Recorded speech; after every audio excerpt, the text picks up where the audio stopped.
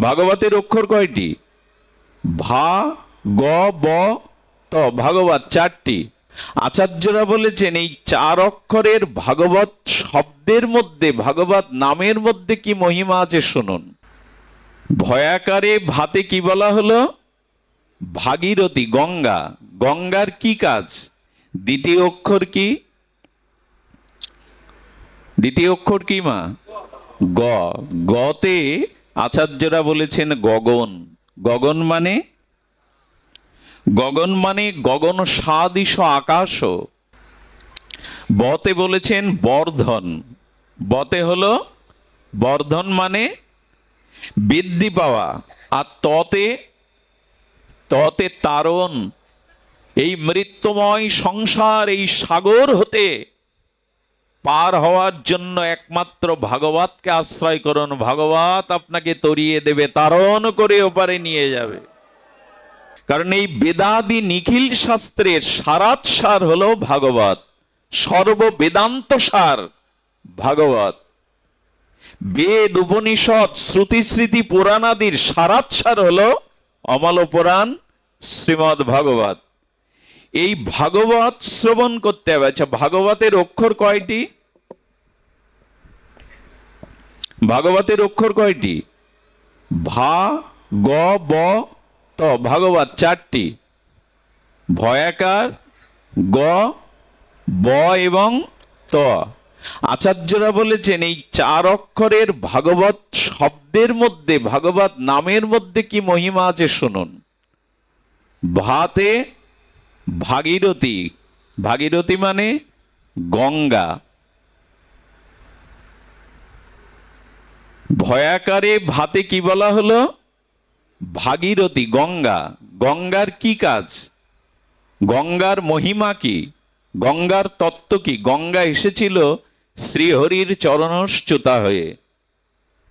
শ্রীহরির চরণামৃত চরণশ্চ্যুতা সদ্য পাতক নাশিনী স্রোতসিনী গঙ্গা।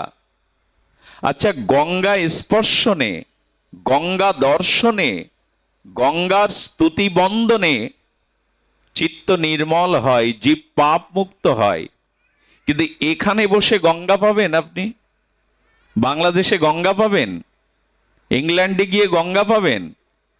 স্রোতস্বিনী গঙ্গা গোমুখ হতে শত উৎসারিত হয়ে হরিদ্বার হয়ে আর স্রোতস্বিনী ভাগীরথী গঙ্গা প্রবাহিত হয়েছে ভারতবর্ষের বুক চিরে।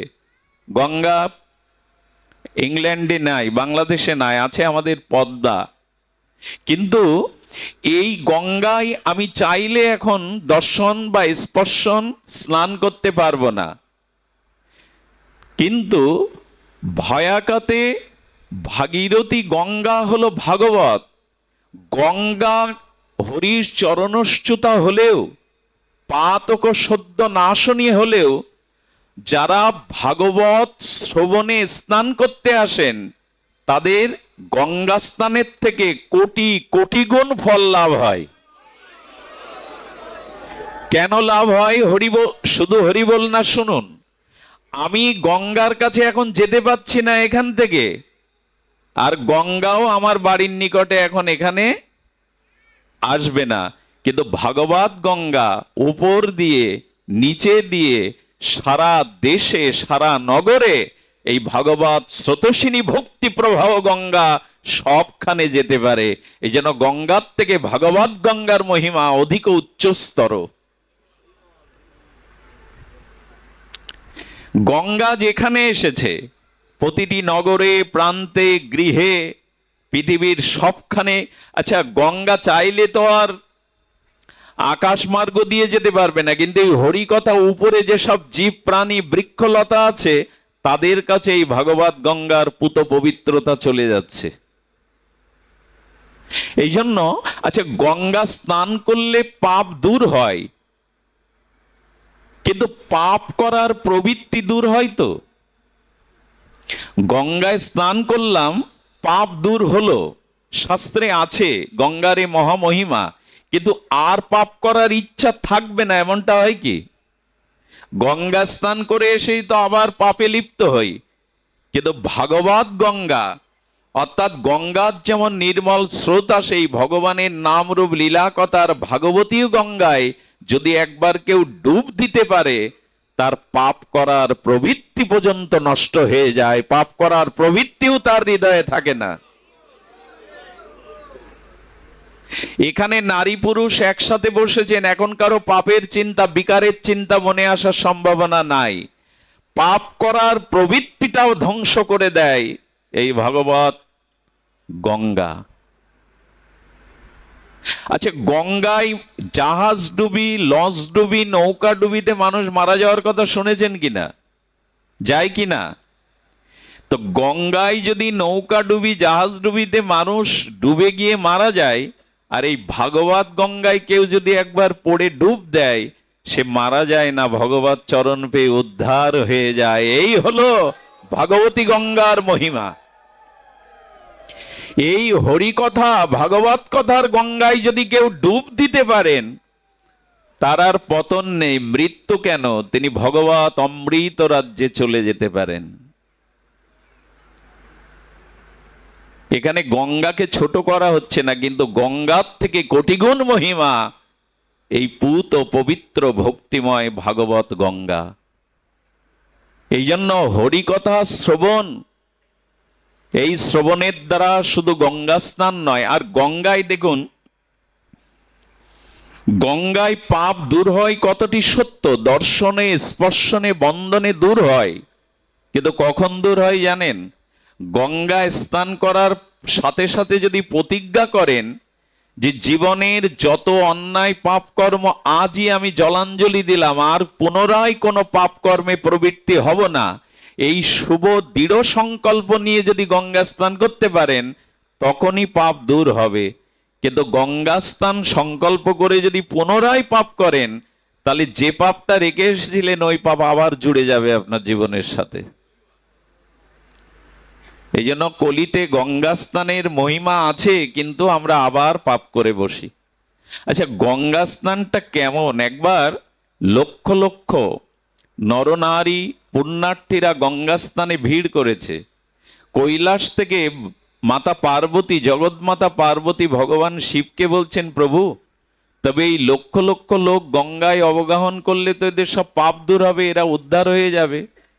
ভগবান শঙ্কর এসে বললেন, এই লক্ষ লক্ষের মধ্যে এক দুইজন কেবল গঙ্গা স্নানের ফল পাবে। বলে, স্নান করবে সবাই, ফল পাবে এক দুজন কেন? তো বললেন, দেখো, জীবনের সমস্ত পাপ যদি পরিত্যাগ করার সংকল্প নিয়ে কেউ গঙ্গা স্নান করে, যে এই গঙ্গায় ডুব দিলাম, আর আমার জীবনে পাপ নেই, আমি নিষ্পাপ হলাম, আর পাপ পুনরায় প্রবৃত্ত হব না, এই দৃঢ় সংকল্প করে গঙ্গা স্নানে ডুব দিয়ে লক্ষের মধ্যে দুই একজন এই গঙ্গা স্নানের ফল পাবে। বলে, আমি একটু দেখতে চাই। ভগবান শঙ্কর অসুস্থ রোগী সেজে আর মাতা পার্বতী তার সহধর্মিণী সেজে গঙ্গা স্নানের ঘাটের মূল দ্বারে বসেছে। সকাল থেকে লক্ষ লক্ষ লোক ভিড় করে বলছেন, এখানে বসেছে কেন, সরে যাও। বলে, আমার স্বামী অসুস্থ, আমি তুলতে পারছি না, তোমরা একটু ধরে তুলে দাও। যেই ধরে তুলতে যায়, পার্বতী বলেন, সেই আমার স্বামীকে স্পর্শ করবেন যার জীবনে কোনো পাপ নেই। যদি পাপ থাকে, তোকে স্পর্শ করলে আপনি মারা যাবেন। কেউ আর ছই। সন্ধ্যা নেমে এসছে, পার্বতী বলছেন, প্রভু, আমার দেখা হয়ে গেছে কারা গঙ্গা স্নান করে এসে বলছেন যে পাপ থাকলে স্পর্শ করলে মারা যাবে। আরে একজন মাতাল, মদ খায়, সে গঙ্গায় ডুব দিয়ে এসে দুলতে দুলতে বলছে, সরে যাও। বলেন, বাবা, আমার অসুস্থ স্বামী, আমি নিজে সরাতে পারছি না, তুমি সরিয়ে দাও, তবে ছুতে গেলে কিন্তু তোমার জীবনে যদি পাপ থাকে তবে তুমি মারা যাবে। তখন হাসছে, এসে বললেন, তোমার চোখ কি অন্ধ? দেখনি আমি গঙ্গা স্নান করে এলাম মানে আমার পাপ নেই? এটা কি তুমি দেখনি? চোখ খোলা ছিল না যে আমি এই মুহূর্তে গঙ্গায় ডুব দিয়ে এলাম, আমার আর পাপ নেই, আমি তোমার স্বামীকে ছুতে পারবো। এই দৃঢ় বিশ্বাসে যখন সরিয়ে দিতে গেছেন, ভগবান শঙ্কর প্রকট হয়ে গেলেন, বললেন, পার্বতী, এই লক্ষ্যের মধ্যে এই ব্যক্তি গঙ্গা স্নানের ফল পেল। আমরা ডুব দেই আর উঠেই আবার এই জন্য গঙ্গা স্নানের ফল সবাই আমরা পাই না, কিন্তু ভাগবত গঙ্গায় যদি কেউ আসতে পারেন তাহলে কি হবে? এইখানে ডুব দিতে পারলে পাপের প্রবৃত্তি পর্যন্ত নষ্ট হয়ে যাবে। এটি হয়, ভাগবত শ্রবণে এটি হয়েছে। চোখের সামনেই ক্ষুদ্র অভিজ্ঞতায় দেখেছি কত মানুষের পরিবর্তন হতে, দিব্য জীবন, দিব্য চরিত্র পেতে। এটি ভাগবতেই হয়। দ্বিতীয় অক্ষর কি? দ্বিতীয় অক্ষর কি মা? গ। গতে আচার্যরা বলেছেন গগন। গগন মানে? গগন মানে গগন সাদৃশ আকাশ। আকাশ যেমন অনন্ত, বিভু। আচ্ছা, আপনি পাহাড়ে যদি বসে থাকেন মাথার উপরে আকাশ পাবেন কিনা? পাহাড়ের উপরেও আকাশ আছে, আকাশ সর্বখানে আছে। আপনি ঘরের মধ্যেও যদি বসে থাকেন আপনার মাথার উপরে আকাশ আছে। গৃহে, বনে, পর্বতে যেখানেই বসুন আকাশ ছাড়া আমরা নাই। তেমনি আকাশ হলো বিভু, আকাশ হলো ব্যাপক, আকাশ হলো অনন্ত, তার অন্ত নেই।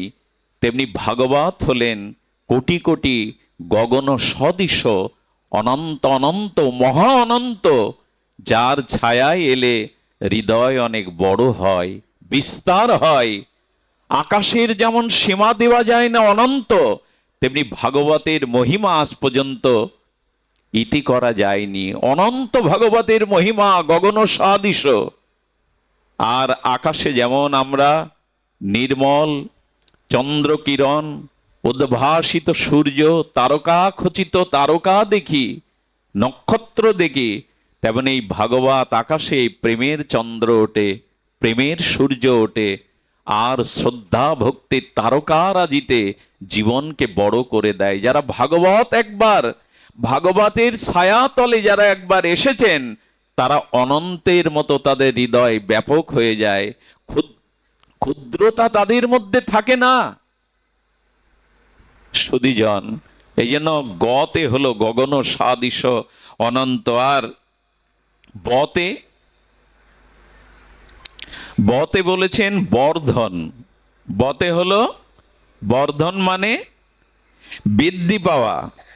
দেখুন, ভাগবত শ্রবণে তিনটি জিনিস বৃদ্ধি পাবে, একটু ধ্যান দিতে হবে। অনেকের চোখে নিদ্রা নেমে আসছে, খুব সতর্ক হতে হয়। ভাগবতে, ভাগবতে তিনটি জিনিস বৃদ্ধি হবে। কি? টাকা বৃদ্ধি হবে, সম্মান বৃদ্ধি হবে,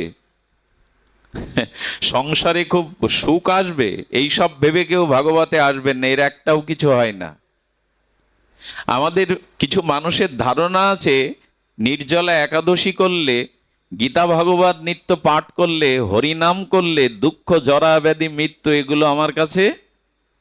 এক ব্যক্তি নিয়মিত গীতা পাঠ করতেন, ভাগবত পাঠ করতেন এবং তিনি নির্জলা একাদশী ব্রত করতেন, কিন্তু তার বয়স্ক সন্তান মারা গেল।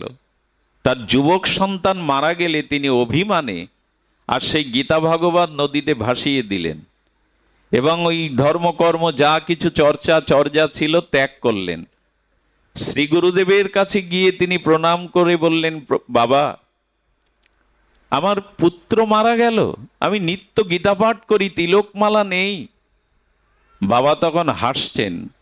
পুত্র শোকেও তত্ত্বজ্ঞ ঋষি হাসছেন, কারণ মাটির পুতুল ভেঙে গেলে বাচ্চারা শোকে কাঁদে, কিন্তু বাচ্চার পিতা দূরে দাঁড়িয়ে হাসে। ওরে মারে, তুই জানিস না মাটির পুতুল তৈরি হয় ভাঙার জন্য, ওর জন্য কাঁদতে নেই। তা আমাদেরই সব মাটির দেহ, তো মাটির সংসার তো ভেঙে যায়। হাসেন আচার্যরা। তখন বলছেন, গীতা ভাগবত যে তুমি ভাসিয়ে দিলে, আমাকে একবার খুলে দেখাও তো গীতা ভাগবতে কোথাও লেখা আছে কিনা যে গীতা ভাগবত পাঠ করলে কারো মৃত্যু হবে না, কারো দুঃখ আসবে না, রোগ ব্যাধি আসবে না। এক জায়গায় দেখিয়ে দাও।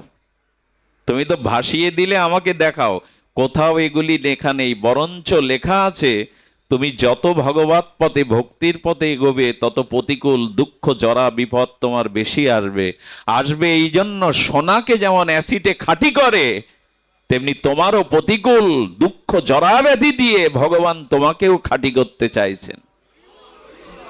বেশি আসবে, কিন্তু গীতা ভাগবত আশ্রয় করলে সুখ দুঃখকে, মান অপমানকে, আর সব অবস্থাতে একটা মেনে নেওয়ার ধৈর্য শক্তি এর থেকে পাওয়া যায়। আসবে সকল কিছু, কিন্তু স্থিতিপ্রজ্ঞতা, এই শক্তিটা আসে। তুমি ভুল করেছো, তাতে ভগবানের কিছু এসে যায়? গীতা ভগবত ভাসিয়ে দিলে কেউ যেন ভাগবতে এই ভেবে আসবেন না এখানে আসলে পাপ ক্ষয় হবে, পুণ্য হবে, ধন ঐশ্বর্যের মালিক হব, মান সম্মান পাবো না।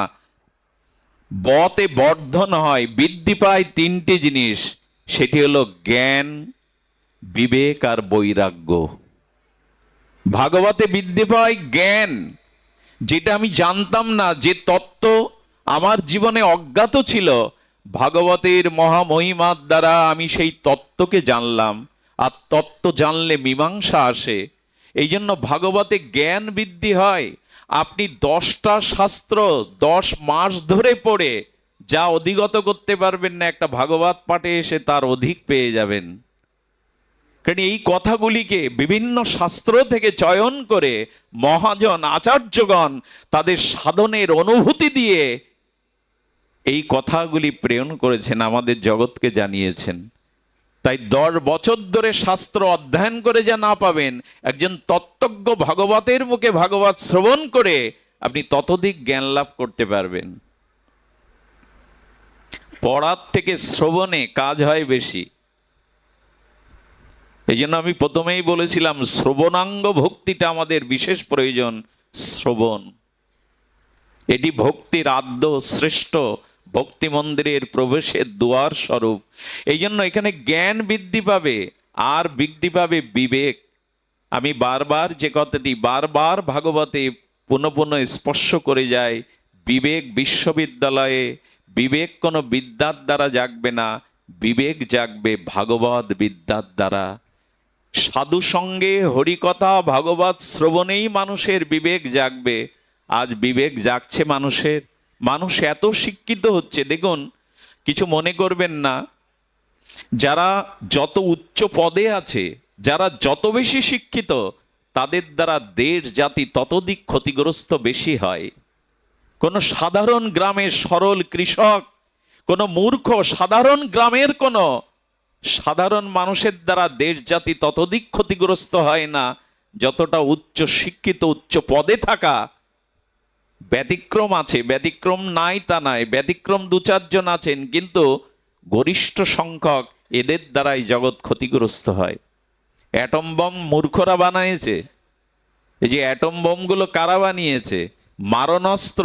একটা দেশের 80 বা 60 বা 70% একটা দেশের অর্থ আজ অস্ত্রের জন্য ব্যয় করা হয়। সেখানে কি মানুষের অভাব যাবে? বিদ্যা শিক্ষা সুচিকিৎসা কি করে হবে? যদি একটা দেশের অর্থটা 60%, 70% অস্ত্র তৈরির জন্য যায় কিনতে, মানুষের কল্যাণ করবেন কোথায় আপনি? কারা বানিয়েছে এগুলি? যদি বলেন এগুলি দরকার আত্মরক্ষার জন্য, এগুলি এত দরকার না। দরকার বিবেক, দরকার মানবতা। এইগুলি আজ পৃথিবীকে প্রশ্নের সম্মুখীন করেছে। 3য় বিশ্বযুদ্ধ আর হবেটা কি? এক করোনা 8 গ্রাম ওজন ছিল। বিজ্ঞানীরা দেখেছে মূল করোনাটা সারা বিশ্বে তার ওজন 8 গ্রাম। করোনা পৃথিবীকে কাঁপিয়ে দিয়ে গেল। বিশ্বযুদ্ধের প্রয়োজন নেই। সামনে যে রোগ জরা জীবাণু আসছে, তাতে পৃথিবীর যে লোকক্ষয় হবে, তাতে 3য় বিশ্বযুদ্ধের প্রয়োজন নাই। এই জন্য বললেন বিবেক সাধু সঙ্গে ছাড়া জাগবে না।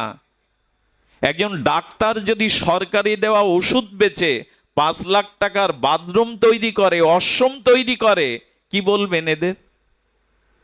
একজন শিক্ষক যদি তার কন্যা, তার শিষ্যা, ছাত্রীর দিকে কুহাত বাড়ায়, এদেরকে কি বলবেন আপনি? এই জন্য বিবেক শিক্ষার দ্বারা, জাগতিক ডিগ্রির দ্বারা জাগে না, বিবেক জাগে সাধু সঙ্গ হরিকথার দ্বারা। এই জন্য মানুষের বৃদ্ধি পায় জ্ঞান, বিবেক, আর পায় ভক্তি। আপনার জীবনে কখনো বিবেক, জ্ঞান, ভক্তি বৃদ্ধি পাবে না যদি শুদ্ধ সাধুমুখে ভাগবত শ্রবণ না করেন। এই জন্য বতে বর্ধন আর ততে ততে তারণ। এই মৃত্যুময় সংসার, এই সাগর হতে পার হওয়ার জন্য একমাত্র ভাগবতকে আশ্রয় করুন। ভাগবত আপনাকে তরিয়ে দেবে, তারণ করে ওপারে নিয়ে যাবে। আচ্ছা, আপনি ছোট নদী সাঁতরে পার হতে পারেন, আপনি ছোট পুষ্করণী পুকুর সাঁতরে পার হতে পারেন, বঙ্গোপসাগরের কাছে গিয়ে সাঁতরে পার হওয়ার সাহস দেখাবেন? এমনকি ছোট নৌকা পেলেও আপনি পার হতে, মাঝি না থাকলে জাহাজ পেলেও পার হতে পারবেন না, নাবিক না থাকলে। এই ভাগবত এই মাঝি রূপে, কাণ্ডারি রূপে, জাহাজ রূপে আপনাকে ওই পারে পার করে দেয়। জন্ম মৃত্যুর ওপারে ভাগবত পারে। তাই ভাগবতই মানুষকে তারণ করে দেয়। ভাগ ভয়াকার গ ব ত, এই চারটি অক্ষরের মধ্যে কি অপূর্ব! আর পুরো ভাগবতের মধ্যে না জানি কি আছে। যার নামের মধ্যে এরকম তত্ত্ব লুকিয়ে আছে, না জানি কি আছে।